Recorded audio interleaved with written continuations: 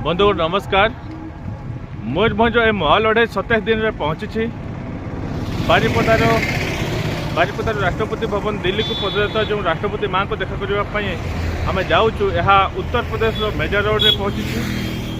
मयूरभंज को पुणी थे राज्य करने दाबी आम ये पदयात्रा रे बहुत मयूरभंजवासी बर्तमान सपोर्ट कले समर्थन कले जो भाव में जागृत है से बहुत बहुत धन्यवाद देवी मयूरभंजवासी को।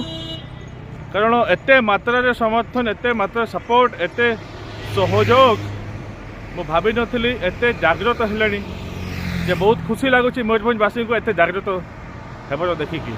अब एथर निहाती आम मयूरभंज राज्य निहाती फेरई नेबा। कारण बंधुगण देखो मयूरभंज जिते राज्य थिला आमर सबुकिछि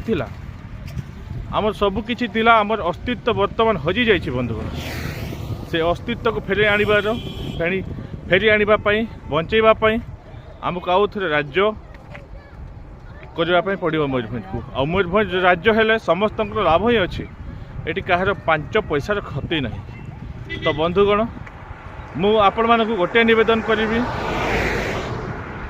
छात्र गोष्ठी युव गोष्ठी और बुद्धिजीवी मान गोटे निवेदन करी। बर्तमान सोशल मीडिया जुग आम रास्तार चली चली राष्ट्रपति माँ को जाऊँ राष्ट्रपति माँ पाखक जाऊँ आपण मैंने से भितर गोटे विप्लव सृष्टि करूँ जे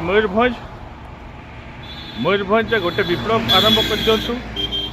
आपण मैंने 10 मिनिट वीडियो करके सोशल मीडिया निज फेसबुक माध्यम रे पोस्ट करंतु इंस्टाग्राम माध्यम रे पोस्ट करंतु जे आपण को ना परिचय लिखंतु एवं से कहतु I support Mayurbhanj state demand we want Mayurbhanj state we want Mayurbhanj state again.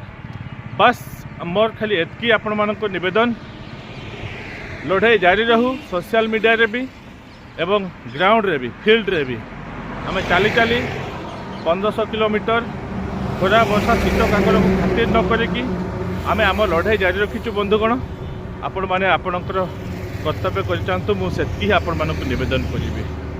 तो बंधुगण 27 दिन लड़ाई पहुँची यही लड़ाई उत्तर प्रदेश मेजर रोड रे पहुँची। यू मु वर्तमान पे आज अपडेट मुझे रखुची। नमस्कार। जय हिंद, जय भारत, जय मयूरभंज।